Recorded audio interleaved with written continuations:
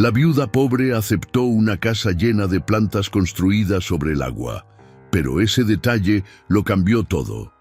Todos se rieron de ella. La llamaron la viuda del borracho y se burlaron mientras arrastraba a sus 4 hijos hambrientos por las calles, sin un techo donde dormir.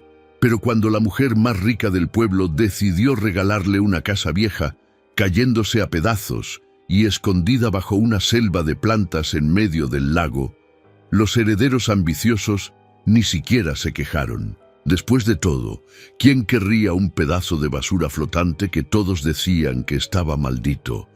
Lo que nadie imaginaba era que esa casa de las ratas no era un refugio de pobreza, sino el centro de un secreto guardado por más de un siglo. Carla Pérez, humillada y sin opciones, aceptó su destino. Pero antes de irse, recibió un aviso extraño que le heló la sangre. Todo lo que esté allí dentro es tuyo, absolutamente todo. ¿Por qué se construyó una mansión flotante exactamente en ese punto del lago? ¿Qué secreto mortal se llevó el esposo de la dueña a la tumba? Y lo más importante, ¿qué descubrió Carla a 23 metros de profundidad, en mitad de la noche, que haría que la policía, los herederos y criminales peligrosos llegaran a su puerta con armas en la mano? Antes de continuar, si te gustan estas historias de superación y venganza silenciosa, suscríbete al canal y cuéntame en los comentarios, ¿desde dónde nos estás viendo? Me encanta saber que formamos una comunidad por todo el mundo. Carla caminaba por las calles polvorientas de San Miguel del Lago, con la cabeza agachada, arrastrando a sus 4 hijos como podía. El más chico, Miguelito, apenas tenía 3 años y lloraba de hambre. Los otros 3, Lucía de 7, Roberto de 9 y Daniela de 11, caminaban en silencio, con los zapatos rotos y la ropa remendada 1000 veces. La gente del pueblo los miraba de reojo, cuchicheando, señalándolos con el dedo, riéndose sin disimulo. «Mira nada más a la viuda del borracho», decía doña Mercedes desde su puesto de frutas, criando a esos escuincles muertos de hambre. ¡Qué vergüenza! Carla apretaba los dientes y seguía caminando. Cada palabra era una puñalada, pero ya estaba acostumbrada desde que Roberto, su esposo, había muerto hacía 6 meses. La vida se había convertido en un infierno que ardía cada día más fuerte. Roberto Pérez había sido el hazmerreír del pueblo, un hombre que prometía mucho y no cumplía nada, que se la pasaba en la cantina gastándose hasta el último centavo en cerveza y juegos de cartas, que golpeaba las mesas y gritaba promesas borrachas que nunca se hacían realidad. Cuando murió, atropellado una noche al salir tambaleándose de la cantina el Potro Rojo, nadie lloró por él, nadie excepto Carla, que a pesar de todo lo había amado, o al menos había amado al hombre que él pudo haber sido. Pero Roberto no dejó nada más que deudas, vergüenza y 4 bocas que alimentar. Carla trabajaba lavando ropa ajena, limpiando casas, haciendo tortillas de madrugada para venderlas en el mercado, pero el dinero nunca alcanzaba, nunca. El casero, don Esteban, un hombre gordo con bigote grasiento y ojos de sapo, le había dado un ultimátum la semana pasada. Si no pagaba los 3 meses de renta atrasados para el viernes, los pondría en la calle sin piedad. Carla, mija, ya no puedo esperarte más, le había dicho con una sonrisa falsa que no llegaba a sus ojos. Tengo familia que mantener, entiéndeme, como si ella no tuviera familia, como si sus hijos no fueran personas que merecían un techo. Esa tarde de jueves, cuando el sol caía como plomo derretido sobre el pueblo, Carla salió de la casa de doña Constanza Villarreal, donde había pasado todo el día tallando pisos de rodillas, con las manos rojas y agrietadas. Le dolía la espalda como si tuviera cuchillos enterrados en cada vértebra. Doña Constanza le había pagado apenas 150 pesos por 10 horas de trabajo. Ni siquiera le había ofrecido un vaso de agua. Carla guardó los billetes arrugados en el bolsillo de su delantal raído y comenzó a caminar hacia su casa, sabiendo que ese dinero no era suficiente, que mañana vendría don Esteban y ella no tendría que darle. Iba tan hundida en sus pensamientos oscuros que casi no vio a la anciana que cruzaba la calle justo cuando el camión de don Jacinto venía a toda velocidad por la curva. Fue como si el tiempo se detuviera. Carla vio a la viejita de blanco, frágil como una ramita seca, justo en medio del camino, el camión pitando desesperado. Don Jacinto con los ojos desorbitados intentando frenar, pero el vehículo era viejo y los frenos chirriaban sin responder. Sin pensarlo, sin calcular, sin medir consecuencias, Carla se lanzó como rayo. Sus piernas se movieron solas. Empujó a la anciana con todas sus fuerzas. Ambas rodaron por el pavimento caliente. Carla sintió cómo la piel de sus rodillas se abría, cómo su hombro golpeaba contra el bordillo. Pero la anciana estaba a salvo. El camión pasó tan cerca que Carla sintió el calor del metal y el olor a gasolina quemada. El pueblo entero pareció detenerse. La gente salió corriendo. Don Jacinto bajó del camión blanco como papel, temblando, Dios mío, repetía una y otra vez. Carla ayudó a la anciana a levantarse. Notó entonces quién era: doña Graciela Mendoza, la mujer más rica de San Miguel del Lago, dueña de la mitad de las tierras del valle, viuda sin hijos directos, una señora que vivía sola en su mansión enorme al otro lado del lago. Doña Graciela la miraba con ojos llorosos, temblando todavía, agarrando el brazo de Carla como si fuera su única conexión con la vida.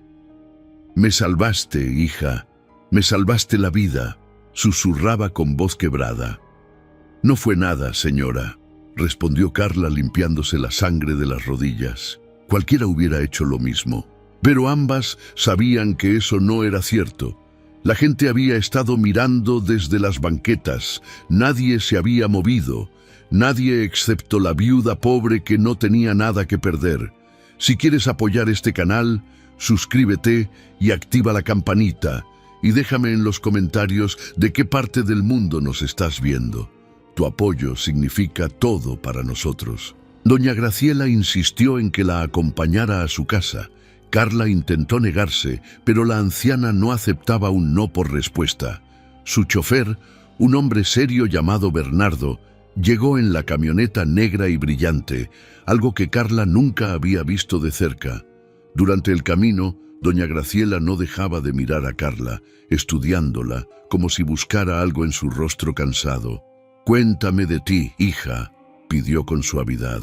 Y Carla, sin saber por qué, tal vez por el cansancio o por la bondad genuina que veía en los ojos de la anciana, le contó todo. Le habló de Roberto y su muerte, de las deudas, de los niños, de don Esteban y el desalojo que vendría mañana, de las burlas del pueblo, de los días sin comer para que sus hijos pudieran llevarse algo al estómago. Doña Graciela escuchaba en silencio, con lágrimas rodando por sus mejillas arrugadas. Cuando llegaron a la mansión, un lugar que parecía sacado de una película, con jardines inmensos y fuentes de cantera, la anciana la hizo pasar a la sala principal, un cuarto enorme con techos altísimos y muebles que probablemente costaban más que todo lo que Carla había ganado en su vida entera. «Siéntate, por favor», le pidió doña Graciela, señalando un sillón de terciopelo. Carla se sentó en la orilla, incómoda, sintiendo que su ropa sucia y rota ensuciaba todo. Doña Graciela le sirvió té en una taza de porcelana finísima y se sentó frente a ella. «Carla, quiero darte algo», dijo la anciana con voz firme. «Quiero agradecerte por salvarme la vida. Y sé que lo que voy a ofrecerte te va a parecer extraño, pero necesito que confíes en mí». Carla la miraba sin entender, sintiendo que su corazón latía más rápido. Tengo una propiedad, continuó doña Graciela, una casa que construyó mi difunto esposo hace muchos años. Está en medio del lago. Es una casa flotante, construida sobre plataformas y boyas, rodeada de plantas que crecen por todos lados. Parece una selva sobre el agua. La gente del pueblo dice que está embrujada, que es un lugar maldito, nadie la quiere, ni siquiera mis sobrinos la aceptarían si se las regalara. De hecho, se burlan de ella, la llaman la casa de las ratas porque está abandonada, húmeda, llena de bichos. Carla sentía que el estómago se le apretaba. Una casa abandonada en medio del lago sonaba como una pesadilla. Pero doña Graciela continuó. Quiero que sea tuya. Quiero que tú y tus hijos vivan ahí. Sé que suena loco, sé que parece un regalo envenenado, pero esa casa fue construida con amor. Mi esposo Edmundo la hizo para mí cuando éramos jóvenes, para que tuviéramos un lugar donde nadie nos molestara, un refugio. Con los años dejé de ir. Me daba miedo el agua después de que él murió ahogado cerca de ahí, pero la casa sigue en pie, resistiendo. Y quiero que sea tuya, con todo lo que hay dentro. Todo lo que encuentres ahí es tuyo, ¿me entiendes? Todo. Carla no sabía qué decir. La oferta sonaba demasiado buena, demasiado extraña, demasiado sospechosa. ¿Por qué yo, señora?, preguntó con voz temblorosa. ¿Por qué me daría algo así a mí, una desconocida? Porque me salvaste sin esperar nada a cambio, respondió doña Graciela, tomando sus manos ásperas entre las suyas suaves y frías. Porque veo en ti algo que no he visto en mucho tiempo, bondad pura, y porque creo que esa casa necesita vida otra vez. Necesita a alguien que la aprecie, que no la vea como basura. Mis sobrinos, Ernesto y Patricia, solo me ven como una bolsa de dinero esperando a morir. Pelean por mi herencia como buitres, pero a ti te voy a dar esto, y ellos no podrán hacer nada porque voy a hacer los papeles legales mañana mismo. Esa noche, Carla no durmió. Le contó todo a sus hijos, que la miraban con ojos enormes. ¿Una casa en el agua, mamá?, preguntó Daniela emocionada, como en los cuentos. Pero Carla veía el miedo en los ojos de Roberto, el más práctico de todos. ¿Y si nos hundimos, mamá? ¿Y si es peligrosa? No lo sé, mijo, respondió Carla con honestidad, pero es nuestra única opción. Mañana nos echan de aquí, y esta casa, por rara que sea, es un techo, es una oportunidad. Al día siguiente, doña Graciela cumplió su palabra.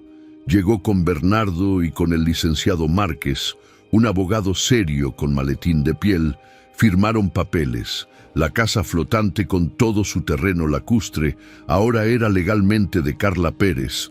Doña Graciela le dio las llaves, 3 llaves oxidadas que pesaban como ladrillos en su mano. También está la llave del cuarto del fondo, dijo la anciana con una mirada extraña. Mi esposo siempre mantuvo ese cuarto cerrado. Yo nunca entré, pero es tuyo ahora. Todo es tuyo. Recuérdalo, hija. Don Esteban llegó esa tarde dispuesto a sacarlos a empujones, pero se quedó con la boca abierta cuando Carla le dijo que ya tenían a dónde ir, que ya no necesitaban su casa miserable. La noticia corrió como pólvora. La viuda pobre ahora tenía una casa, la casa loca del lago. La gente se reía, pobrecita, va a terminar ahogada con todo y sus escuincles, decía doña Mercedes. Pero lo que nadie sabía, lo que ni siquiera Carla imaginaba, era que esa casa escondía un secreto que cambiaría sus vidas para siempre, y que los sobrinos de doña Graciela, Ernesto y Patricia, no iban a quedarse de brazos cruzados viendo cómo una mujer de la nada se quedaba con algo que ellos consideraban suyo. La primera vez que Carla vio la casa flotante, sintió que el corazón se le caía a los pies. Bernardo los llevó en su lancha a motor, cruzando el lago bajo un cielo gris que amenazaba tormenta. El agua estaba quieta como espejo roto, reflejando nubes oscuras. A medida que se alejaban de la orilla, el pueblo se hacía más pequeño. hasta que solo quedó el silencio del agua y el ruido del motor. «Allá está», señaló Bernardo apuntando hacia adelante, y Carla sintió que el estómago se le revolvía. La casa parecía sacada de una pesadilla verde. Era una construcción de madera carcomida que flotaba sobre enormes boyas metálicas oxidadas. Toda la estructura estaba cubierta, literalmente cubierta, de plantas trepadoras, enredaderas gruesas como brazos, flores silvestres que crecían sin control, lirios acuáticos que rodeaban la base como si quisieran jalarla hacia abajo. Había un muelle pequeño hecho de tablas podridas, algunas rotas, otras cubiertas de musgo resbaladizo. La casa tenía 2 pisos, las ventanas estaban sucias, algunas rotas, cubiertas con tablones clavados de forma irregular. El techo de lámina estaba hundido en una esquina y había un olor, Dios santo, un olor a humedad, a madera podrida, a algo que llevaba años sin ver la luz del sol. Los niños se agarraban de Carla, asustados. Miguelito lloraba. «Mamá, no me gusta, no quiero entrar ahí». Carla tragó saliva, sintiendo que tal vez había cometido el error más grande de su vida. Pero ¿qué opción tenía? Regresar al pueblo a vivir en la calle, a que sus hijos murieran de hambre y de vergüenza. «Vamos, mijitos», dijo con una voz que intentaba sonar valiente. «Es nuestra casa ahora. La vamos a limpiar y va a quedar bonita. Ya verán». Bernardo amarró la lancha al muelle. Ayudó a bajar las pocas cosas que habían traído. 2 bolsas con ropa, una olla, algunos trastes. «Señora Carla», dijo el chofer con seriedad, «doña Graciela me pidió que le dijera algo. Esta casa tiene sus secretos. No tenga miedo de explorarla, de abrirla toda, de descubrir lo que hay dentro. Mi patrón, don Edmundo, era un hombre muy particular, muy cuidadoso. Si construyó esta casa así, con todas estas plantas, fue por alguna razón». Carla asintió sin entender del todo. «Gracias, Bernardo». El hombre se fue en su lancha, dejándolos solos en medio del lago, rodeados de agua por todos lados, sin vecinos, sin ayuda, completamente aislados. Carla sacó las llaves oxidadas y abrió la puerta principal, que crujió como si estuviera gritando de dolor. Adentro estaba oscuro y olía peor que afuera. Encendió su linterna de mano, la única que tenían, y el haz de luz reveló un desastre. Muebles cubiertos de sábanas llenas de polvo y telarañas. El piso de madera crujía peligrosamente bajo sus pies. Había manchas de humedad en las paredes, y Carla juró que vio algo moverse en las sombras, probablemente ratas, muchas ratas. Pasaron la primera tarde limpiando lo que podían, barriendo, sacudiendo, abriendo ventanas para que entrara aire fresco. Los niños trabajaban en silencio. Incluso Miguelito ayudaba recogiendo basura en una bolsa. Para cuando cayó la noche, habían logrado hacer habitable una de las habitaciones del primer piso, pusieron sus cobijas en el suelo, cenaron tortillas frías y frijoles que Carla había traído, y se acostaron juntos, apretados, escuchando los sonidos extraños de la casa, la madera que crujía, el agua que golpeaba suavemente las boyas, el viento que hacía silbar las plantas. «Mamá», susurró Lucía en la oscuridad, «esta casa está viva». «No digas tonterías, mija», respondió Carla, pero ella también lo sentía. Había algo en este lugar, algo que respiraba, que observaba, que esperaba. A medianoche, Carla se despertó con un ruido, un golpe sordo que venía de arriba, del segundo piso. Se quedó quieta, con el corazón latiendo como tambor, esperando, y entonces lo escuchó otra vez. Pasos, pasos lentos y pesados caminando por el piso de arriba. Se levantó temblando, tomó un palo viejo que había encontrado y subió las escaleras que crujían bajo su peso. Los niños dormían. No quería despertarlos y asustarlos. El segundo piso estaba aún más oscuro. Su linterna apenas cortaba las sombras. Había 3 puertas. 2 estaban entreabiertas, mostrando cuartos vacíos, pero la tercera, la del fondo, estaba cerrada con un candado grande y oxidado. Los pasos habían venido de ahí, estaba segura. Se acercó despacio, con la linterna temblando en su mano, y entonces escuchó algo que le heló la sangre, una respiración. Alguien o algo respiraba del otro lado de esa puerta. «¿Quién está ahí?», gritó con voz que sonó más fuerte de lo que se sentía. «Si hay alguien ahí más, le vale salir ahora». Silencio, solo el sonido del agua y el viento. Nada más. Carla esperó 5 minutos que parecieron horas, pero no volvió a escuchar nada. Finalmente bajó, regresó con sus hijos y pasó el resto de la noche en vela, abrazándolos, con el palo en la mano. Al día siguiente, con luz del sol, la casa se veía menos aterradora pero igual de misteriosa. Carla decidió explorar, revisar cada rincón, entender qué era este lugar que ahora les pertenecía. Encontró un sótano, unas escaleras que bajaban hacia la base de la casa, donde estaban las boyas. Ahí el olor a humedad era insoportable. Había agua estancada en algunas partes, y las paredes estaban cubiertas de un musgo verde brillante. Pero lo que llamó su atención fue una de las boyas. Estaba pintada de forma diferente a las demás. Tenía números grabados, coordenadas, quizás, y una flecha que apuntaba hacia abajo. Carla no entendía qué significaba, pero algo en su instinto le decía que era importante. Subió de nuevo, decidida a abrir el cuarto cerrado del segundo piso. Sacó las 3 llaves que doña Graciela le había dado. La primera no entró, la segunda tampoco, pero la tercera, la más pequeña y delicada, giró con un clic en el candado viejo. Carla empujó la puerta, que se abrió con un gemido de bisagras oxidadas, y lo que vio la dejó sin aliento. El cuarto estaba impecable, limpio, como si alguien lo hubiera cuidado hasta ayer. Había una cama con sábanas blancas, un escritorio de madera fina y las paredes, Dios mío, las paredes estaban cubiertas de mapas del lago, dibujos técnicos, planos de la casa y notas, cientos de notas escritas con letra apretada. Carla se acercó a leer, su corazón latiendo cada vez más rápido.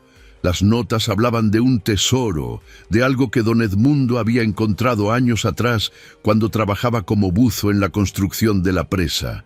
Hablaban de un cargamento que se había hundido en 1898, un barco de la época del Porfiriato que transportaba oro y plata de las minas de Zacatecas hacia la capital. El barco se había hundido en una tormenta terrible, llevándose al fondo 20 cajas de metal selladas con el tesoro nacional. Don Edmundo había encontrado el lugar exacto del naufragio. Había construido esta casa justo encima, usando las plantas y las boyas como camuflaje, como distracción. Nadie buscaría un tesoro debajo de una casa que parecía a punto de caerse. Nadie pensaría que esas boyas, que parecían basura flotante, en realidad marcaban la ubicación exacta de una fortuna enterrada bajo el lodo del lago. Las manos de Carla temblaban sosteniendo los papeles. Había diagramas de cómo bajar con equipo de buceo, mapas marcando la profundidad exacta, 23 metros, y una nota final que decía: «Para mi amada Graciela, si algo me pasa, este secreto es tuyo. Usa este tesoro para vivir la vida que siempre soñamos. No dejes que los buitres se lo lleven. Elige a alguien de buen corazón, alguien que lo merezca de verdad». Carla se dejó caer en la silla del escritorio, mareada, con lágrimas rodando por sus mejillas. Doña Graciela sabía todo esto y se lo había dado a ella, una desconocida, una viuda pobre, porque le había salvado la vida, porque había visto en ella algo que valía más que el oro.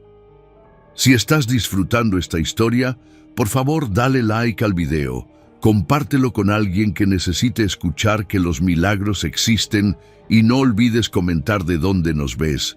Cada comentario nos ayuda a seguir trayéndote estas historias. Pero Carla no era tonta, sabía que esto era peligroso, muy peligroso. Si los sobrinos de doña Graciela se enteraban, vendrían por ella, y ella no tenía manera de defenderse. Era una mujer sola con 4 hijos en medio de un lago, sin teléfono, sin ayuda. Decidió no decirles nada a los niños todavía. Primero necesitaba confirmar que el tesoro existía realmente, que no era solo el delirio de un hombre que había pasado demasiado tiempo bajo el agua. Durante los siguientes 3 días, Carla limpió la casa de arriba a abajo, organizó, reparó lo que pudo. Los niños empezaron a acostumbrarse, incluso comenzaron a disfrutar de la libertad de estar rodeados de agua. Pescaban desde el muelle, jugaban entre las plantas, parecían más felices de lo que habían estado en meses. Carla bajaba al sótano cada noche cuando ellos dormían, estudiando los mapas, los diagramas, tratando de entender cómo podría llegar al tesoro sin equipo de buceo profesional, sin experiencia, sin nada. La respuesta llegó en forma de una caja de madera que encontró escondida detrás de una pared falsa en el sótano. Adentro había un traje de buceo antiguo pero funcional, tanques de oxígeno viejos pero sellados, una linterna sumergible y cuerdas, muchas cuerdas con pesas. Don Edmundo lo había planeado todo. Había dejado las herramientas para que quien heredara esta casa pudiera recuperar el tesoro. El 5.º día, mientras Carla revisaba otra vez el cuarto secreto, buscando más información, escuchó el ruido de una lancha acercándose, voces fuertes y agresivas. Su sangre se heló. Corrió a la ventana y vio 2 personas bajando al muelle. Un hombre gordo con traje caro y una mujer delgada con lentes oscuros y labios pintados de rojo sangre. Detrás de ellos venía otro hombre, más joven, con aspecto de matón, con tatuajes en los brazos y una mirada que prometía violencia. Eran Ernesto y Patricia Mendoza, los sobrinos de doña Graciela, y habían venido por lo que creían que les pertenecía. Carla bajó corriendo, reunió a sus hijos en la cocina. «Escuchen bien», les dijo con voz firme. «Va a venir gente mala. No salgan de aquí. No importa que escuchen. No salgan hasta que yo regrese». «Mamá, no», lloró Daniela agarrándose de su brazo. Carla la besó en la frente. «Voy a protegerlos, mi amor. Confíen en mí». Salió a la sala justo cuando la puerta principal se abría de golpe. Ernesto entró primero, con su panza por delante y una sonrisa de tiburón. «Así que tú eres la criada que le robó el cerebro a mi tía», dijo con voz burlona. «No me robé nada», respondió Carla levantando la barbilla. «Su tía me dio esta casa legalmente. Tengo los papeles». Patricia se rió, una risa fría y metálica. «Papeles, qué linda. ¿Crees que unos papeles significan algo? Nuestra tía está senil, viejita loca. Esos documentos no valen nada. Nosotros somos su familia de sangre. Todo lo que ella tiene nos pertenece a nosotros». Carla sintió la rabia subiendo por su pecho. Doña Graciela está perfectamente bien de su mente, y ella decidió darme esta casa porque quiso, porque ustedes solo la ven como dinero, porque nunca la cuidaron. El matón dio un paso adelante, amenazante. «Mide tus palabras, vieja», dijo crujiendo los nudillos. Ernesto levantó una mano deteniéndolo. «Todavía no, Leonardo. Primero vamos a darle una oportunidad a la señora de ser razonable». Se acercó a Carla, tan cerca que ella podía oler su colonia cara mezclada con sudor. «Mira, vamos a hacer esto fácil. Tú y tus mocosos se largan hoy mismo. Regresan a su pueblo y nosotros nos quedamos con esta casa de mierda que de todos modos no vale nada, así todos contentos». «¿Y si no acepto?», preguntó Carla, aunque ya sabía la respuesta. «Entonces las cosas se van a poner muy, muy difíciles para ti y para tus hijitos», respondió Patricia, sacando un cigarrillo y encendiéndolo dentro de la casa. Sería una lástima que esta casa de madera vieja se incendiara, con todo y sus ocupantes. Los accidentes pasan, especialmente en lugares tan remotos. Carla sintió terror puro, pero también sintió algo más, una rabia que no sabía que tenía, una fuerza que venía de lo más profundo de su ser. «Fuera de mi casa», dijo con voz baja y peligrosa. «Salgan ahora o llamo a la policía». Los tres se rieron. «Aquí no hay señal de teléfono, tonta», dijo Ernesto. «Estás completamente sola. Nadie va a venir a salvarte». Pero se equivocaban, porque en ese momento Carla vio por la ventana otra lancha acercándose. Era Bernardo, el chofer de doña Graciela, y no venía solo. Con él venía el licenciado Márquez y 2 policías estatales. Doña Graciela había anticipado esto, había mandado protección. Los sobrinos vieron las lanchas y sus caras cambiaron. La confianza se convirtió en pánico. «Nos vemos pronto, viuda», escupió Patricia mientras salían corriendo hacia su lancha. «Esto no se acaba aquí. Esa casa tiene algo valioso. Lo sé y lo vamos a encontrar». Se fueron a toda velocidad, levantando olas que sacudían el muelle. Carla salió a recibir a Bernardo y a los oficiales, temblando todavía. «Gracias, gracias por venir». El licenciado Márquez la saludó con seriedad. «Doña Graciela nos pidió que viniéramos a verificar que todo estuviera bien. Ella sospechaba que sus sobrinos intentarían algo así. Son personas peligrosas, señora Carla, muy peligrosas. Tienen contactos con gente del crimen. Han estado investigando esta casa, preguntando en el pueblo, sobornando a antiguos empleados de don Edmundo». Carla sintió que las piernas le temblaban. «¿Qué quieren? ¿Por qué esta casa les importa tanto si según ellos no vale nada?» El licenciado miró a Bernardo y el chofer asintió. «Es hora de que sepa la verdad completa, señora», dijo Bernardo. Don Edmundo no solo era el esposo de doña Graciela, era ingeniero de minas, buzo profesional, y durante años buscó el tesoro del barco hundido San Cristóbal, un barco que transportaba la fortuna de 3 familias aristócratas durante el Porfiriato. Cuando finalmente lo encontró, construyó esta casa exactamente encima para protegerlo. Las plantas no están aquí por accidente. Las sembró él para que desde el aire y desde la distancia este lugar pareciera solo un pedazo de tierra flotante sin importancia. Las boyas están posicionadas específicamente para marcar las coordenadas exactas del naufragio. Carla fingió sorpresa. Ya sabía todo esto por las notas que había encontrado, pero no podía revelar que había estado investigando. «¿Entonces el tesoro es real?», preguntó con voz temblorosa. Los ojos de los 2 policías se iluminaron con codicia. Carla lo notó inmediatamente y supo que tenía que tener mucho cuidado. No podía confiar en nadie completamente. El licenciado continuó. «Doña Graciela nunca quiso ese oro. Para ella representaba la muerte de su esposo. Don Edmundo murió intentando recuperarlo. Tuvo un accidente de buceo. Sus pulmones colapsaron. Por eso ella abandonó esta casa. Por eso decidió dársela a usted. Porque usted le salvó la vida sin esperar nada a cambio.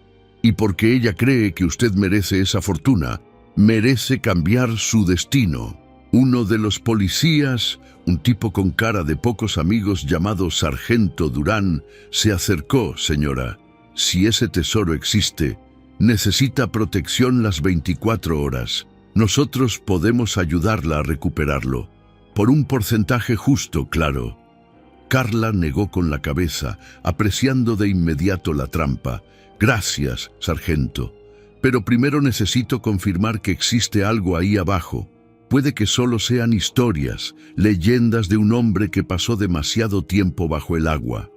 El licenciado le entregó una tarjeta, señora Carla, Cuando esté lista para proceder legalmente, llámeme. Tengo contactos con el Instituto Nacional de Antropología, con el gobierno estatal.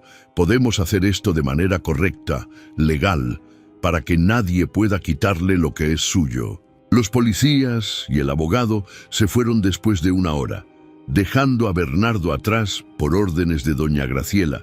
Él se quedaría en su lancha anclada cerca de la casa, vigilando, asegurándose de que los sobrinos no regresaran. Esa noche, Carla reunió a sus hijos y les contó todo. Necesitaban saber la verdad, necesitaban entender el peligro en el que estaban. Los niños la escucharon con ojos enormes. Cuando terminó, Daniela fue la primera en hablar. «Mamá, tenemos que recuperar ese tesoro. Es nuestro. Doña Graciela te lo dio». Roberto, siempre el práctico, preguntó lo importante. «¿Pero cómo, mamá? Tú no sabes bucear. Está muy profundo. Te puedes morir como le pasó a don Edmundo». Carla les mostró el equipo que había encontrado. «Voy a intentarlo», dijo con determinación. «He estado estudiando las instrucciones que dejó don Edmundo. Voy a bajar de noche, cuando nadie me vea. Voy a confirmar que el tesoro está ahí. Y luego vamos a pedir ayuda profesional para sacarlo. Pero primero necesito saber que es real». Los siguientes 2 días, Carla practicó con el equipo de buceo en aguas poco profundas cerca del muelle. Los tanques de oxígeno todavía funcionaban milagrosamente. El traje estaba apretado, pero servía.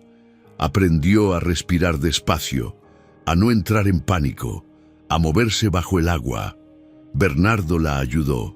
Él también había sido buzo en su juventud. Le enseñó técnicas básicas, cómo igualar la presión, cómo usar las cuerdas de seguridad. La noche elegida fue sin luna, oscura como boca de lobo. Carla se puso el traje, revisó el equipo 3 veces, le dio instrucciones específicas a Daniela. «Si no regreso en 1 hora, si algo sale mal, toma la lancha pequeña y ve con Bernardo. Él sabrá qué hacer». «Mamá, no vayas», suplicó Lucía llorando. «Por favor». Carla la abrazó fuerte. «Tengo que hacerlo. Mi amor por ustedes, por nuestro futuro. Confíen en mí». Se sumergió en el agua negra, con solo la linterna sumergible iluminando unos metros adelante. El frío le cortaba la piel incluso a través del traje. Siguió la cuerda que había instalado, basándose en los mapas de don Edmundo. Bajando, bajando. El agua se hacía más oscura, más densa. Sentía la presión en los oídos, en el pecho. Tuvo que detenerse 2 veces para igualar, para no entrar en pánico. A 19 metros de profundidad, su linterna iluminó algo. Estructuras de madera podrida, cubiertas de lodo y algas. Era el barco, o lo que quedaba de él. El corazón le latía tan fuerte que podía escucharlo sobre su propia respiración. Siguió bajando, 23 metros, y ahí estaban, parcialmente enterradas en el lodo, cubiertas de caracoles y musgo de agua. Vio las esquinas de cajas metálicas. Contó rápido. 1, 2, 5, 8. No podía verlas todas, pero estaban ahí. Eran reales. Dios mío, eran reales. Carla intentó mover una, pero pesaba demasiado y estaba enterrada. Necesitaría equipo profesional, grúas, permisos. Pero ahora sabía con certeza que la fortuna existía, que su vida estaba a punto de cambiar para siempre. Comenzó a subir, despacio, controlando la respiración, y justo cuando estaba a 10 metros de la superficie, vio luces arriba, muchas luces, lanchas. Su sangre se heló, algo andaba mal. Emergió junto al muelle trasero, el lado oculto de la casa. Se quitó el tanque rápido y subió las escaleras del muelle goteando agua. Escuchó voces, gritos, sus hijos llorando. Entró por la puerta de atrás, todavía con el traje de buceo puesto, y lo que vio la llenó de terror y rabia. Ernesto y Patricia estaban ahí, pero ahora habían traído refuerzos, 4 hombres armados, matones de verdad, y tenían a sus hijos reunidos en una esquina. Daniela abrazaba a sus hermanos menores. Todos lloraban. El sargento Durán también estaba ahí. El policía corrupto había traicionado su confianza. Se había aliado con los sobrinos. «Miren quién decidió salir a nadar de noche», dijo Ernesto con una sonrisa horrible, buceando. «Qué interesante. Encontraste algo ahí abajo, ¿verdad? Tu cara lo dice todo.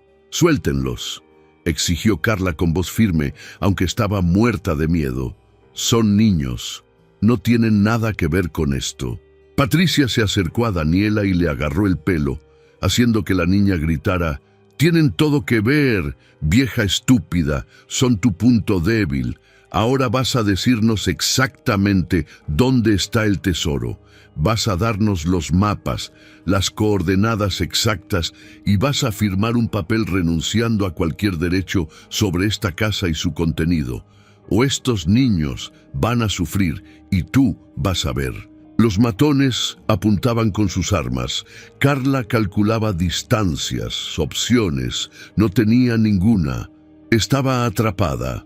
«Está bien», dijo finalmente con voz quebrada. «Está bien. Les daré todo. Solo no les hagan daño». Llevó a Ernesto y a Patricia al cuarto secreto del segundo piso. Les mostró los mapas, las notas, las coordenadas. Ernesto las fotografiaba todo con su teléfono. Sus ojos brillaban con codicia enferma. Sabía que había algo aquí. Lo sabía. Ese viejo loco encontró el tesoro del San Cristóbal. Vamos a ser más ricos que la misma tía Graciela. Patricia revisaba los papeles. Entonces, está a 23 metros. Necesitaremos buzos profesionales, equipo de recuperación. Esto va a tomar tiempo. Carla veía su oportunidad de escaparse. Tiempo era exactamente lo que necesitaba. Abajo, el sargento Durán estaba hablando por radio, llamando a más gente, organizando la operación de recuperación. Los otros matones vigilaban a los niños. Carla bajó con Ernesto y Patricia. Firmó el papel que le pusieron enfrente, un documento ilegal que no valía nada, pero ellos no lo sabían. Cuando terminó, Ernesto le sonrió. «Eres más lista de lo que pensé. Ahora tú y tus mocosos se van a quedar aquí encerrados hasta que recuperemos el tesoro. Después decidiremos qué hacer con ustedes. Aunque, sinceramente, no creo que puedan dejar testigos, ¿verdad, Leonardo?» El matón principal, Leonardo, se rió mostrando dientes de oro. «Los accidentes pasan, jefe, especialmente en el agua». Carla sintió que el mundo se le caía encima. Iban a matarlos a todos en cuanto tuvieran el oro. Pero entonces escuchó algo hermoso. Sirenas, sirenas de lanchas de la policía, muchas lanchas acercándose rápido. Bernardo había visto las lanchas sospechosas, había llamado refuerzos de verdad, Policía Federal, la Marina, y venían con todo. El pánico estalló en la casa. Ernesto gritaba órdenes contradictorias. Patricia intentaba quemar los mapas, pero Carla se los arrebató. Los matones apuntaban sus armas sin saber a dónde disparar. Las lanchas rodearon la casa flotante. Luces brillantes iluminaron todo como si fuera de día. Una voz amplificada ordenó: «Tiren las armas. Están completamente rodeados. No hay escapatoria». Leonardo intentó usar a Miguelito como escudo. Agarró al niño pequeño y lo levantó, pero Carla se movió como rayo. Toda la rabia, todo el miedo, todo el amor de madre explotó en ese momento. Golpeó al matón con un remo de madera que encontró. Lo golpeó con tanta fuerza que el hombre soltó a Miguelito y cayó de rodillas. Los otros matones tiraron las armas, levantando las manos. Ernesto y Patricia intentaron escapar por la puerta trasera, pero los federales ya estaban subiendo. Los atraparon, los esposaron. El sargento Durán también fue arrestado, su traición descubierta. El comandante de la operación, un hombre serio llamado Capitán Ochoa, se acercó a Carla. «Señora Pérez, está a salvo ahora. Doña Graciela nos alertó hace días que su vida podría estar en peligro. Hemos estado investigando a los sobrinos Mendoza. Tienen conexiones con el crimen organizado, lavado de dinero, extorsión. Van a ir a la cárcel por mucho tiempo. Carla abrazaba a sus hijos. Los 4 lloraban, temblaban, pero estaban vivos, estaban juntos. Los siguientes meses fueron un torbellino. Llegaron expertos del Instituto Nacional de Antropología e Historia, buzos profesionales, arqueólogos submarinos, equipos de televisión. La historia del tesoro del San Cristóbal se volvió nacional. Recuperaron 18 cajas de metal selladas. Dentro había oro en lingotes, monedas de plata, joyas de la época colonial, documentos históricos invaluables.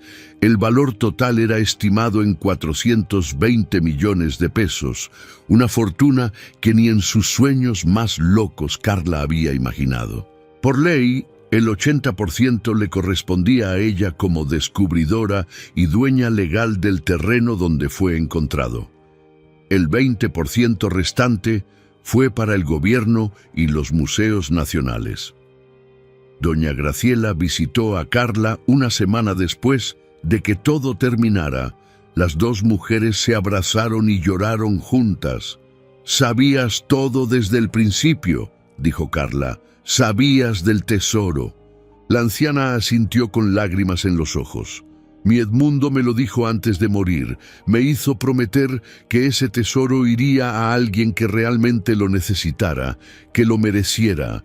Cuando me salvaste ese día, supe que eras tú.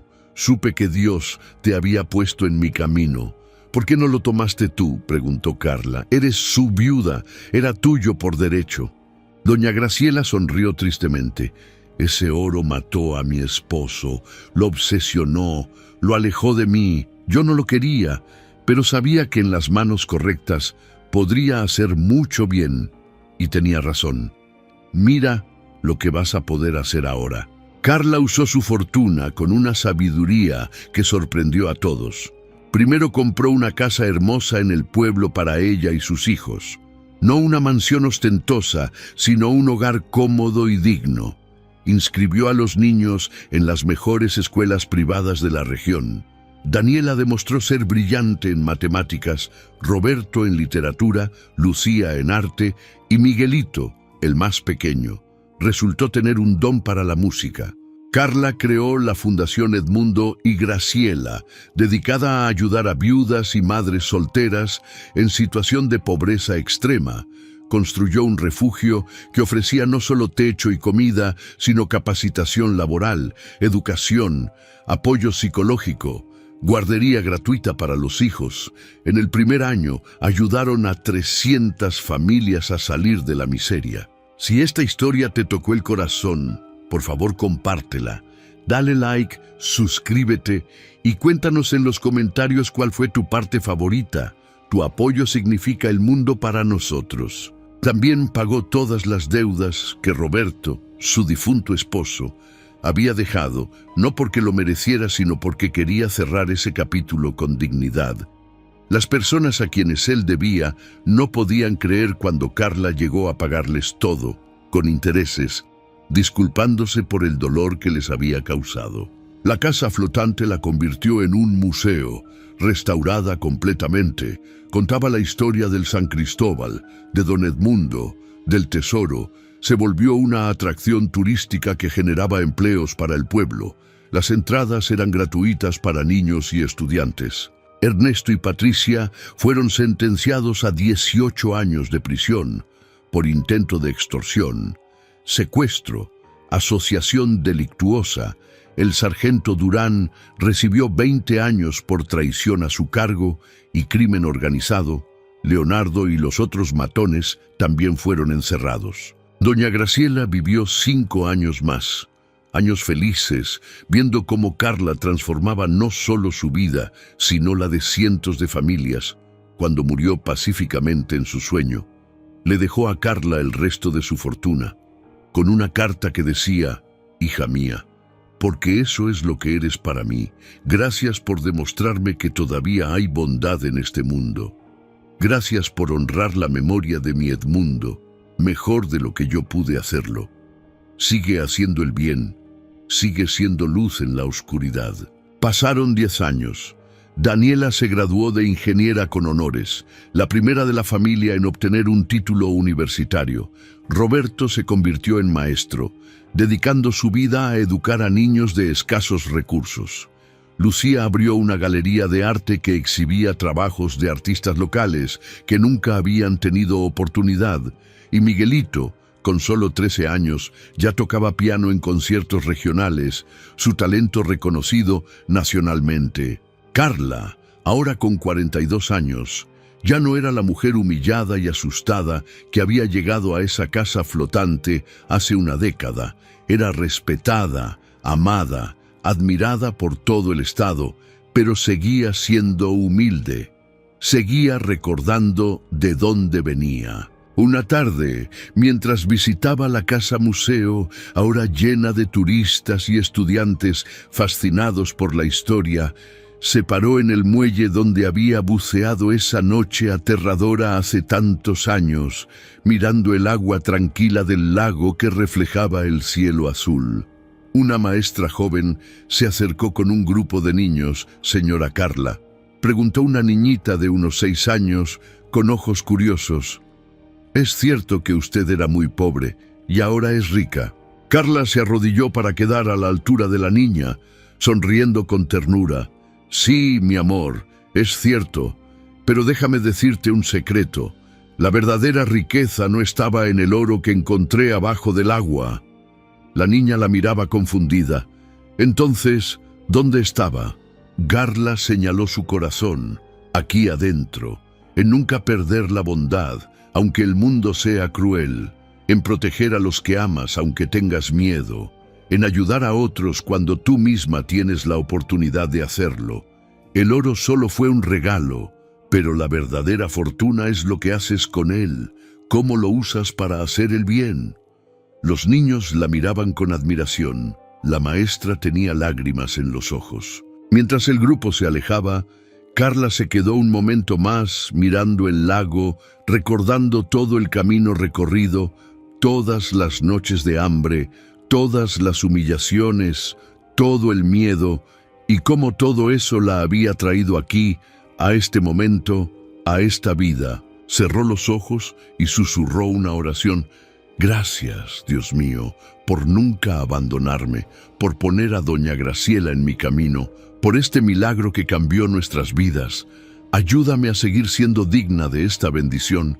Ayúdame a seguir haciendo el bien mientras tenga vida». Una brisa suave movió las plantas que todavía crecían alrededor de la casa, ahora cuidadas y hermosas, y Carla sintió una paz profunda, una certeza absoluta de que todo había sido parte de un plan más grande, que incluso en sus momentos más oscuros, cuando parecía que todo estaba perdido, Dios había estado preparando este milagro, porque así funciona la vida, así funciona la fe. Los momentos más difíciles no son castigos, sino preparación. Las pruebas más duras no son para destruirnos, sino para fortalecernos. Y cuando menos lo esperamos, cuando ya no tenemos fuerzas para seguir, llega la bendición, llega el milagro, llega la recompensa por mantenernos fieles, por mantenernos buenos, por no perder nuestra humanidad. La historia de Carla Pérez se convirtió en leyenda. Se contaba en escuelas, en iglesias, en plazas. Madres la contaban a sus hijas, abuelas a sus nietos, no solo como la historia de un tesoro encontrado, sino como la prueba viviente de que la bondad siempre, siempre encuentra su recompensa, de que Dios nunca llega tarde, de que incluso la casa más fea, el regalo más extraño, la situación más desesperada puede esconder la bendición más grande de tu vida. Y cada vez que alguien visitaba el museo, cada vez que veían las cajas vacías donde estuvo el tesoro, los mapas de Don Edmundo, las fotos de Carla y sus hijos transformados, entendían el mensaje, la lección que trasciende el oro y la plata. Que lo que proteges con tu vida te protegerá, que lo que das con amor te será devuelto multiplicado, que nunca, Nunca debes perder la fe porque los milagros existen. Y muchas veces llegan disfrazados de casas viejas, de regalos extraños, de oportunidades que nadie más quiere. Carla Pérez había aceptado una casa flotante que todos consideraban basura. Y esa decisión, ese acto de humildad y valentía, no solo la había hecho millonaria, la había convertido en un faro de esperanza para miles de personas que como ella habían tocado fondo y necesitaban creer que todavía era posible levantarse, que todavía era posible el milagro, que todavía era posible la redención.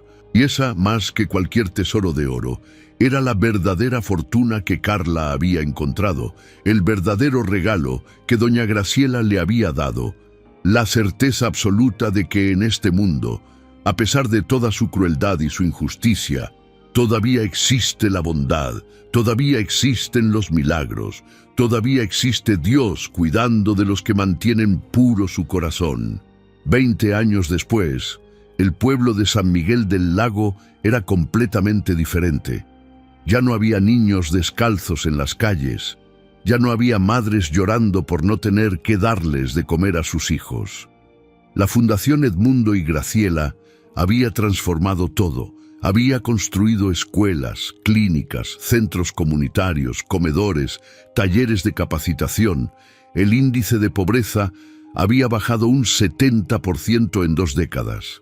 Carla, ahora con 62 años, cabello plateado y arrugas que contaban historias de risas y lágrimas, caminaba por la plaza principal acompañada de sus 4 hijos, todos adultos exitosos, todos con sus propias familias. Le habían dado 11 nietos que corrían a su alrededor, llenando el aire de risas. Daniela era directora de una empresa de energías renovables, Roberto director de la escuela más importante de la región, Lucía una artista reconocida internacionalmente, y Miguelito, ahora Miguel, un concertista de piano que había tocado en los mejores teatros del mundo, pero siempre regresaba a casa, siempre a San Miguel del Lago. Ese día inauguraban una estatua en el centro de la plaza, no de Carla, ella había rechazado ese honor muchas veces, sino de doña Graciela Mendoza, la mujer que había visto bondad donde otros solo veían pobreza, que había dado esperanza donde otros solo ofrecían desprecio. El alcalde dio un discurso emotivo, el gobernador también, pero cuando le tocó hablar a Carla, ella solo dijo unas pocas palabras, palabras que todos recordarían para siempre. Cuando llegué a este pueblo hace 28 años, dijo con voz clara y fuerte, yo no era nadie. Era la viuda del borracho, la mujer humillada, la madre que no podía alimentar a sus hijos. Ustedes me vieron en mi peor momento. Algunos se burlaron, otros tuvieron compasión, pero la mayoría simplemente miraron hacia otro lado. Hizo una pausa, mirando los rostros en la multitud. Muchos de ellos lloraban. Doña Graciela no miró hacia otro lado, continuó. Ella vio algo en mí que yo misma no veía. Vio potencial donde yo solo veía fracaso. Vio futuro donde yo solo veía desesperación. Y me dio una oportunidad, una casa que nadie quería, un regalo que todos consideraban basura. Pero ese regalo cambió mi vida, cambió la vida de mis hijos. Y espero que también haya ayudado a cambiar las vidas de muchos de ustedes. La multitud aplaudía. Carla levantó una mano pidiendo silencio. Pero quiero que entiendan algo muy importante, dijo con firmeza. El tesoro que encontré bajo el agua no fue el que me hizo rica. El verdadero tesoro fue entender que Dios nunca nos abandona, que incluso en nuestros momentos más oscuros, Él está preparando algo hermoso, que la bondad siempre, siempre encuentra su recompensa, aunque a veces tarde años en llegar, y que lo más valioso que podemos hacer con nuestras bendiciones es compartirlas, multiplicarlas, usarlas para levantar a otros que están donde nosotros estuvimos. Se acercó a la estatua cubierta con una tela blanca. Junto a ella estaban sus 4 hijos. Cada uno tomó una esquina de la tela. Esta estatua no es solo para honrar a doña Graciela, dijo Carla con lágrimas rodando por sus mejillas. Es para recordarnos a todos que una sola acción de bondad puede cambiar el mundo, que una sola persona que decida ver el bien en otros puede iniciar una cadena de milagros que nunca termina, que nunca debemos subestimar el poder de dar una oportunidad a alguien que el mundo ha desechado. Jalaron la tela y la estatua quedó revelada. Doña Graciela de bronce, con una sonrisa gentil, con las manos extendidas como ofreciendo algo. Y en la placa decía: a Graciela Mendoza, quien enseñó que la verdadera riqueza se mide en vidas cambiadas, no en oro acumulado. Dios nunca llega tarde. La plaza explotó en aplausos. Música comenzó a sonar. Niños soltaron globos blancos que subían al cielo azul, y Carla abrazó a sus hijos, a sus nietos, rodeada de cientos de personas cuyas vidas habían sido tocadas por la cadena de bondad que había comenzado con una anciana que decidió ver valor donde otros solo veían pobreza. Esa noche, Carla regresó sola a la casa flotante, ahora museo pero también su refugio personal. Se sentó en el muelle bajo las estrellas, escuchando el agua mecerse suavemente contra las boyas, y habló en voz alta como si doña Graciela pudiera escucharla. «Lo logramos, doña Graciela», susurró al viento. «Su regalo se multiplicó 1000 veces. Su bondad sigue viva, sigue creciendo, sigue cambiando vidas. Y mientras yo tenga aliento, mientras mis hijos tengan fuerzas, vamos a seguir honrando su memoria, haciendo el bien». Una estrella fugaz cruzó el cielo, y Carla sonrió, sintiendo en su corazón que de alguna manera, desde algún lugar, doña Graciela y don Edmundo estaban sonriendo también, orgullosos, en paz, sabiendo que su tesoro había encontrado exactamente las manos correctas. Y así termina esta historia, pero su lección permanece para siempre.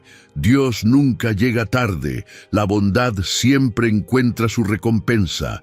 Lo que proteges con tu vida te protegerá, y los regalos más extraños, las oportunidades más inesperadas, pueden esconder las bendiciones más grandes de tu existencia. Solo necesitas tener fe, tener valor, y nunca perder tu humanidad sin importar cuán duro se ponga el camino. Si esta historia te inspiró, si te hizo creer de nuevo en los milagros, compártela con alguien que necesite escucharla hoy. Dale like, suscríbete a este canal y cuéntanos en los comentarios cuál fue la lección más importante que te llevaste. Estamos leyendo cada uno de sus comentarios y sus historias nos inspiran a seguir trayéndoles estos relatos de fe, esperanza y redención. Gracias por acompañarnos. Que Dios los bendiga a todos. Y recuerden, su milagro puede estar esperándolos en el lugar más inesperado.